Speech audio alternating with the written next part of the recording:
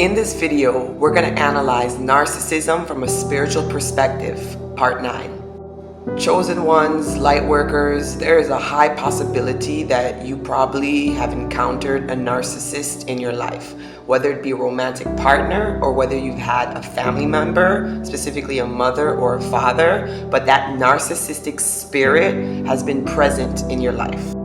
There's a reason for that. You see, chosen ones, light workers, we're built differently, right? And the light that we emit is pure, right? One thing that we can say is that we are authentic. The world does not shape who we are. We know who we are. Our identity is in Christ. Our identity is with God. The narcissist's identity is rooted in the world because those unclean spirits operating inside of the narcissist wants them to put their attention into the world. Fame, power, money, how other people perceive them, because those unclean spirits are trying to veer that narcissistic person way away from God.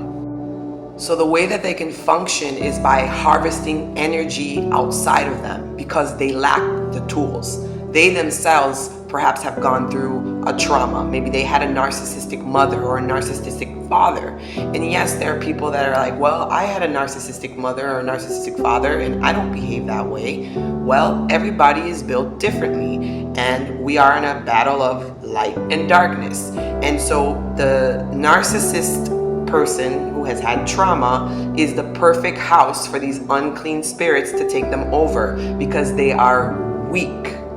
Now, we all have inner child wounds, right? And those wounds are what make up the fabric of our frequency that we're putting off into the world. So you may have love as you're admitting off, but there's also a piece of that inner child wound that is also being emitted off. Unclean spirits operate through people, right? And because of that unhealed wound that was never removed from your vibration, it's only normal or natural that you attract somebody that is in vibrational alignment with that wound. And even in the beginning, it may seem that everything is all great and rosy, but that's because the narcissist has put on a mask, right? You're not really seeing the true person because they don't want to show you their wounds. Some of them aren't even aware of their wounds. Some of them are aware of their wounds, but they're never going to address them. There's too much shame, there's too much guilt. So they have to operate by wearing a mask. They're like chameleons. They adapt to their environment, but they're never truly who they are. There's a war that's going on in their mind.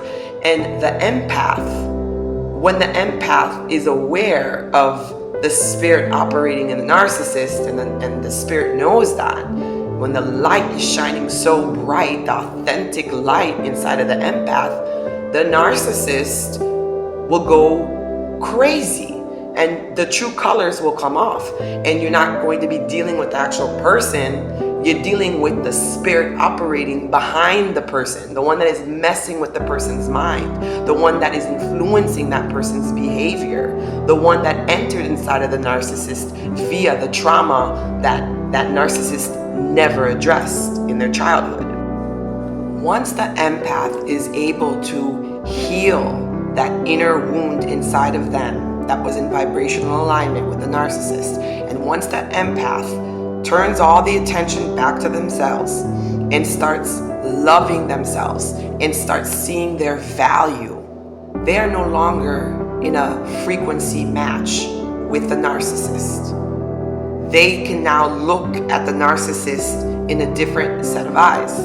Now, the problem is that most empaths, because they have big hearts, they can be very, very hurt by the narcissist because their behaviors are completely out of this world at times. I've never been able to see anybody do a 180-degree flip.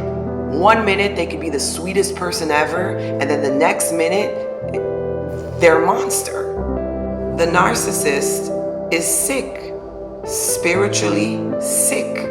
They lack connection with the true an authentic creator.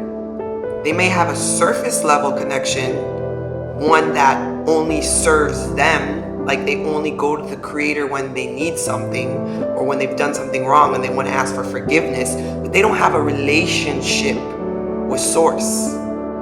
As you are ascending, right, you might become like a target to multiple narcissistic spirits in your life, but as you ascend, you also gain wisdom as well. And so those attacks, you'll be looking at them from a different perspective, and you will learn to create a shield over you and to not feed that demonic spirit, to not feed that unclean spirit. You are not in control of what's outside of you, but you are in control over your internal world, and you won't allow that unclean spirit to disturb your peace. Remember, we wrestle not against flesh and blood. This is a spiritual problem. Now, if you are in a situation where you have no choice but to be around that narcissist person, I think this is a test.